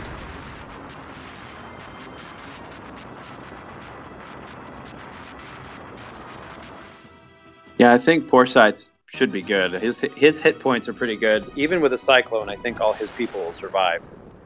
Yeah, he's got all the stuff set up on his characters properly. He's good. Yeah, I agree with you, Green Cleric. This was actually a pretty good chaos sequence for him. So we see HolySmith making his way through the water floor and is going to be making his way to Kraken. And going to try to go through that fight as quickly as possible. And we have time. On Poorscythe's end. Yep, that is a GG. That is SRL time of 1:29:18. Yeah, and a real time of 1:29:17. Which I think is our new tournament high, low, whatever you call it. I do believe somebody by the name of Kibetha has a 127 this tournament and is still ranked as number 1. I forgot that. I thought it was a 129. My bad. No, it was a 127.44, and the next closest person is a 129.26. Okay, so second fastest time in the tournament.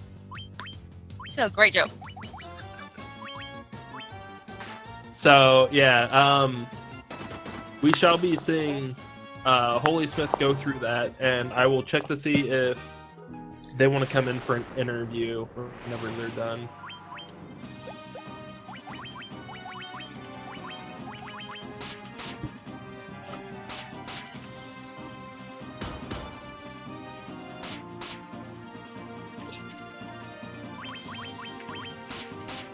Oh, so one of the things I'm noticing, I think HolySmith has lordly robes on the armor slot of his white mage. If you'll notice, every time it cycles, the white mage heals 27 hit points.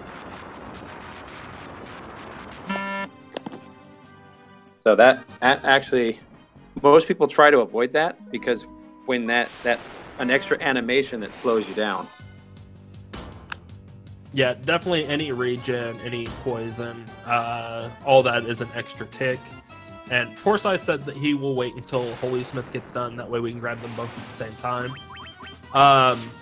Yeah, the Kraken does look sad in the PSP version. He can't help it. Had a poor lifestyle. Zerg has not been kind to him. But here we see Tiamat, and his poison gas does absolutely nothing. And that's thanks to the ribbons. Because the ribbons are awesome. Yeah, they also take place of the pro rank for the NES version as well. So yeah, that was a good Tiamat to fight. And here we shall be seeing HolySmith go into Chaos here shortly. Hopefully no more encounters before then, and it doesn't look like any. So yeah, there's no encounters on this floor. No, there is none. He still could have got another encounter before that staircase, though. Oh, yep, true. All right, so he has the golden staff. The golden staff has I think a 20 intelligence boost. I can look that up real quick. Yep, it is 20. Okay. Because I usually run with the other staff, which I'm blanking its name. The Sage's staff is 15, I believe. That's what it is. Yeah, opting to put clothes on the armor slot for the white mage just to slow her down. A popular strategy here recently has been golden staff, lordly robe, ribbon, lordly robe. And that's simply because it just stacks a whole bunch of intelligence, allowing for, I do believe it's like 25 extra HP of healing, which does come in handy in the early rounds. Yeah, I think when you stack it that way, it's about a 2. I think the white mage can heal about 260, which is awesome.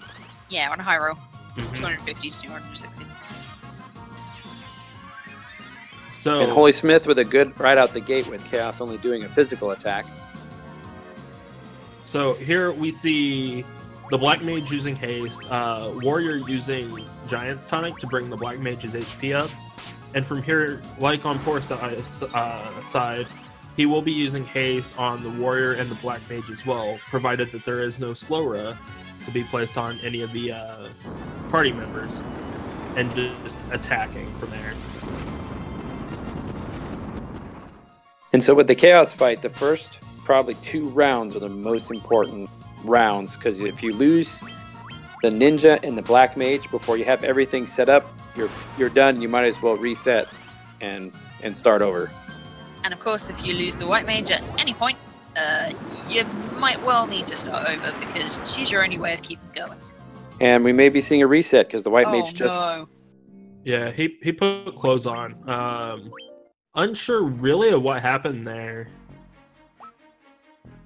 Yeah, I can only say it's bad RNG.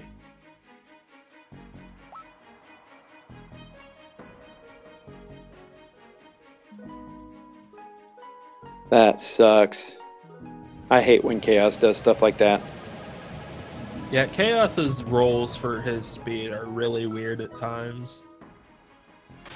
Now, the thing is, you don't have to put the clothes on. A lot of people like to put the clothes on because it slows the white mage down, because you want to make sure the white mage moves last. But if you do the golden staff, lordly robes, ribbon, lordly robes, the white mage's speed rolls should still be low enough that everybody else will move first. Yes, this is Garland 2.0, and as Poorscythe and Grim Cleric have said in chat, occasionally the white mage does go out of turn. Oh, this is bad.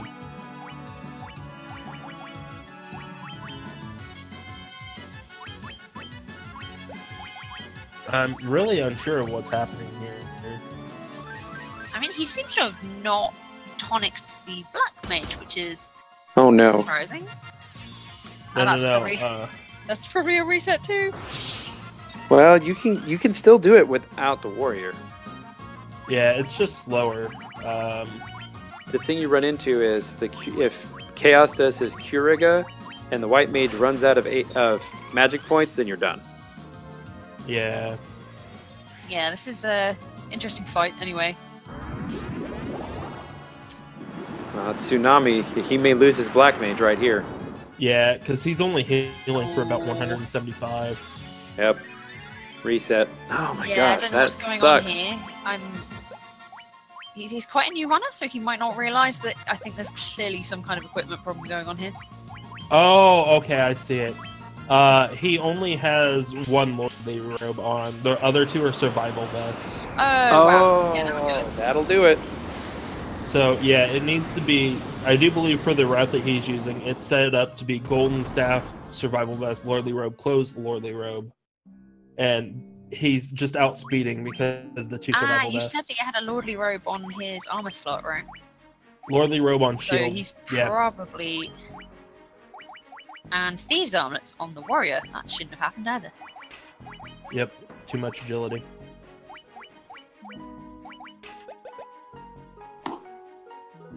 Oh, but he still didn't change the white mage setup. Oh dear. Ooh. So yeah, this is something that tends to happen when you're in the zone and you're just trying to get through the game as fast as possible. You can miss menus. It's happened to quite a couple of us. I know I've done it myself. Yeah, I mean, not very long ago, I think it was my my fourth run of the bracket stage, I completely forgot one of the first menus of the game and ended up fighting the very first boss with just a knife. So yeah, it's very, very doable. Yeah, especially when you run this game as much as a lot of us do. You just start to be like, oh, well, I've done this already and I've not done it. Autopilot is an amazing thing and a bad thing sometimes. Yeah. So Oh, this is Blaze. Oh, That might no. take out his black mage, and he may have to reset. Should be okay. Oh, I okay. reckon usually it's only about under 180 HP that will kill you with Blaze. well, the other issue is the white mage really isn't healing all that much either. Yeah. If he notices that, he can just use the healing staff. He is Oh, using wait. the healing staff. But the thing is, the healing staff is taking away damage that he needs to do to Chaos. Yeah. Especially since he hasted the warrior first.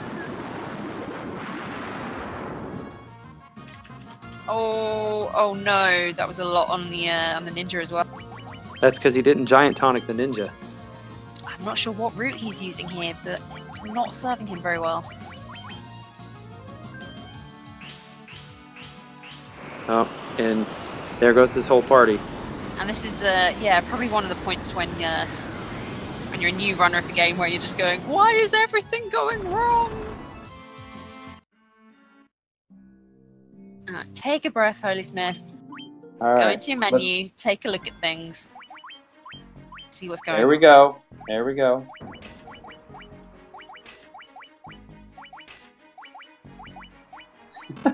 Change of strategy. Go for the win. Hasn't got a ribbon either. All right. Which means that she'll get taken out by, I think Blaze is elemental. Yep. Wait. Yeah. What? He just equipped the leather cap on the white mage. Oh dear. That's probably not what he meant to do.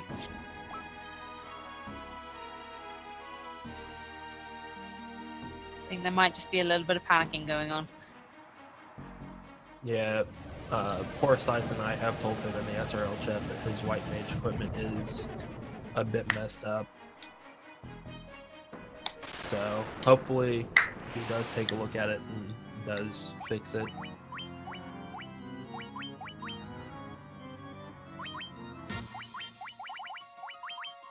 Yeah, less agility at least, but it does not help the fact that he really doesn't have the heals.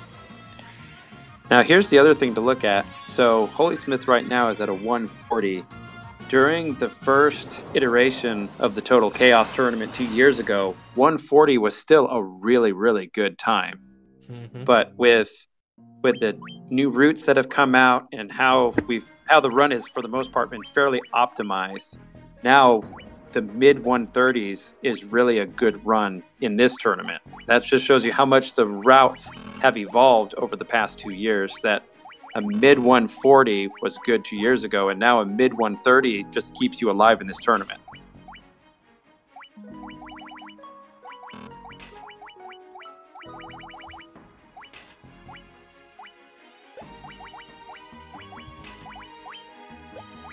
All right, it looks like he's fixing his inventory stuff. Yeah, so this one should be quite a bit better.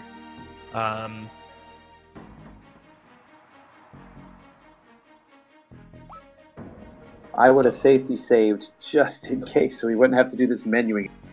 Yeah, That's another thing that's Yeah, added true. a lot of time to him, is because he's been re-menuing every reset. I mean, at this point, he probably just wants to get it done. yeah, I don't blame him.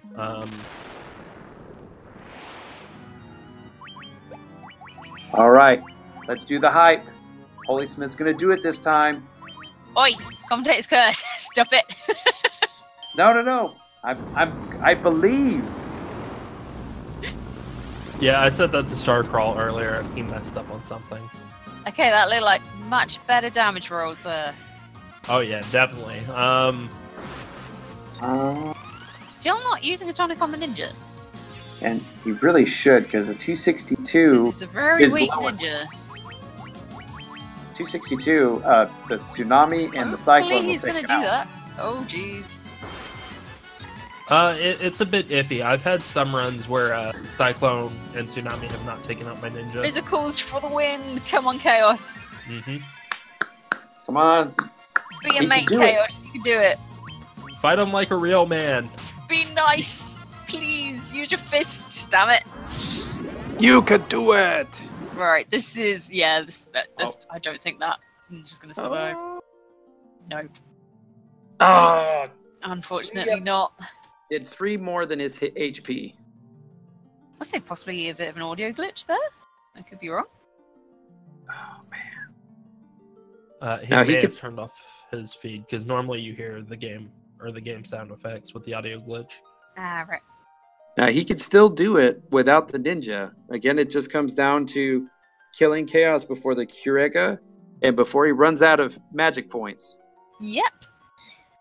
And even then, he can still eat her up and keep going. Okay, If so that Chaos physical is was really timed. good. Chaos does. It is his Earthquake spell, but because of the ribbons, it doesn't matter. Cyclone, always pretty painful. But everyone looks like they should be able to survive it. Yeah, it's just a race at this point. Come on, Chaos. Be nice. All right, all his guys have high enough HP that even with Cyclone, they should survive. I'm not sure if Chaos has nice in his vocabulary. That's the problem. I mean, I wouldn't have nice in my vocabulary either. I mean, look at it. Look how he looks. Oh, he made it! Yes! He's got weird faces everywhere. I mean, and when we say everywhere, we mean everywhere. I mean, I'd shoot an arrow in his knee. So in the end, HolySmith finished with an SRL time of 1:44:05. Yep. Good game. So, I'm gonna go ahead and move them in. Hi guys. HolySmith, Poorscythe, GG to you both. GG. Whichever one of you wants to take this first, how do you feel about that run? For me, it's per garbage. Yeah. A little bit of panicking going on at the end there, I feel. We've all been there. We know how that feels. Oh god, I know how that feels. No, just kidding. That was a great run at the start. Util Ace Cavern. Yeah. In fact, at the Ice Cavern, you and Poorscythe were switching back and forth the lead. It wasn't until you got party wiped that you started losing ground. Up until then, it was a really, really close race. Yeah, GG Holy on that one. That was a pretty tough early game for me. And I guess both of us, we were having some trouble with the early game. So, how do you feel about that run, Poorscythe? Pleasantly surprised with how it turned out eventually, because of how poor it started. So Yeah, I mean, I didn't really expect to get under a 130 with that, but I had a very cooperative ice cave, and just a couple splits after finishing off Lich were really, really kind to me, and I could see that it was not very kind to Holy on the stream. Yeah. Final Fantasy 1 did Final Fantasy 1 things. But I was getting just great luck for the most of the part. I lost a little time in the Chaos Shrine at the end, but I think at that point I kind of had enough of a lead and enough sense to just keep safety saving, not to lose it. Yeah, I did notice that you were safety saving quite a bit, and I was like, I'm really appreciative of that. Simply because of the fact that anything could have happened. I just don't trust this game after so many... No one trusts this game anymore. I saved in Citadel, and I never save in Citadel, but that was because I did a practice run earlier today where I got wiped there almost 2 or 3 times. And I just did not want that to happen again. The lack of trust on the RNG did come up a couple times during the commentary. We may have spent the entire race complaining about the game, basically. When we weren't making references to other games. And when he says we, he means himself. Yeah, it's true. It's true. It was totally me. HolySmith, what part about the run do you think that you could have done better? The Ace Cave. That's fair. Mostly wasn't your fault. Yeah, that's not your fault. But I need to work. Don't use your white mage until she's got her lordly robes on. Well, that I forgot about that, but I totally forgot. What else? I need to work on my menu. It's something I need to work a lot. Like the glitch, I always mess up one time in each menu. Yeah, it's tough. Right. So yeah, I totally butchered the Mithril Hammer menu on my side. That was just a catastrophe. By butchered, do you mean that we could actually see what you were doing? Because when did your menus get so fast, Poorscythe? You're crazy.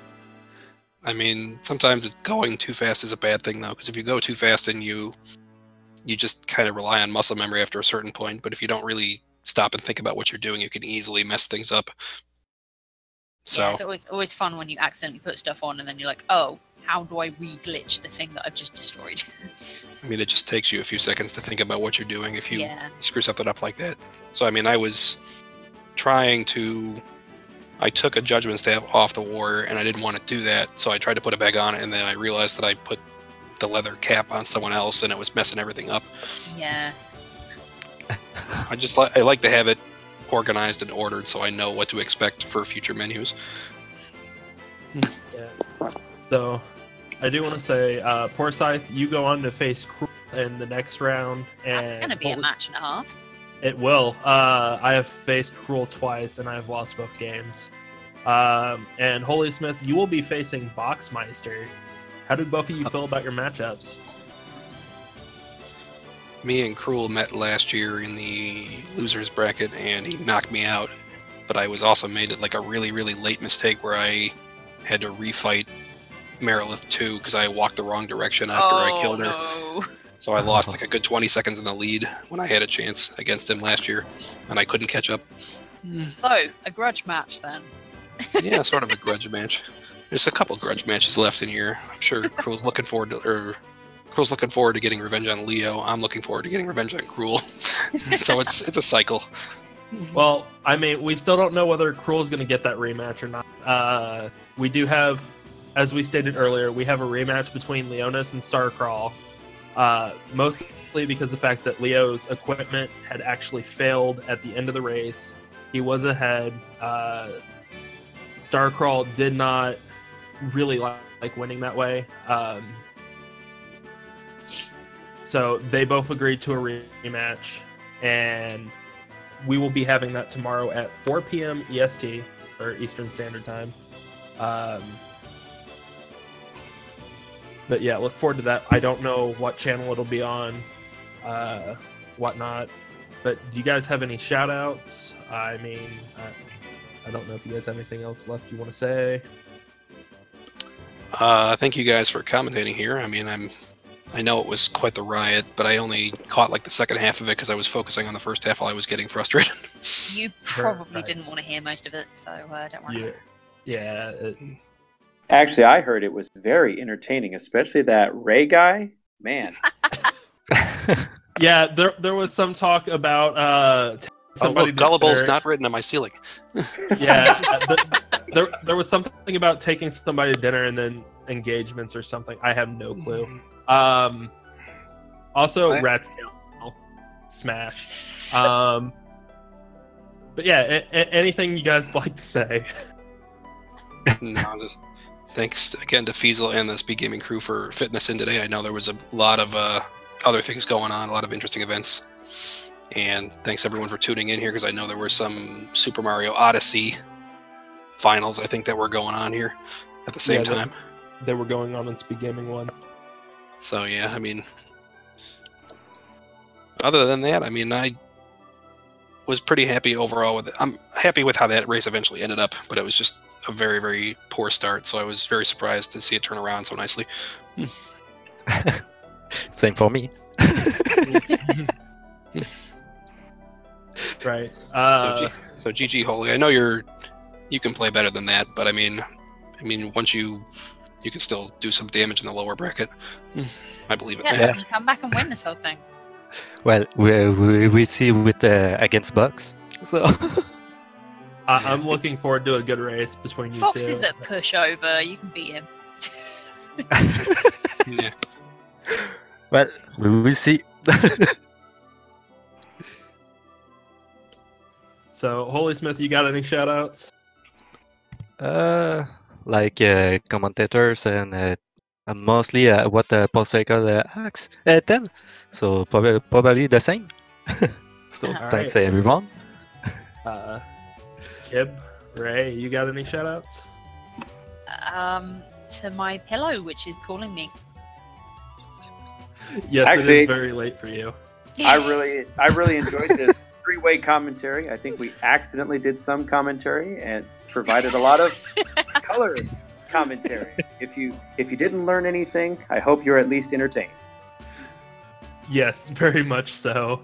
I personally would like to thank the runners, organizers of this tournament, Feasel, Speed Gaming crew, all of the restreamers. They've been great. Kib for co-commentating with me twice today. How she put up with me for 2 commentary runs, I have no clue.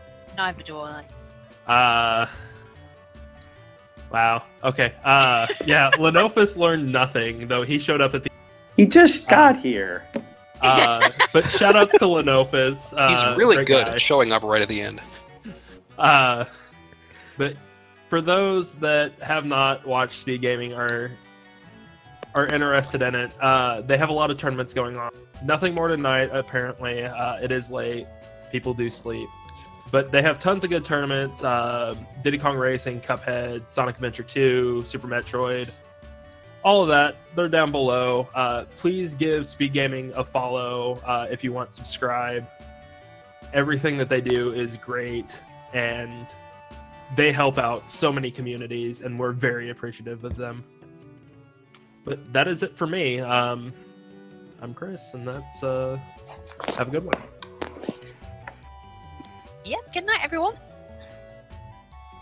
Bye.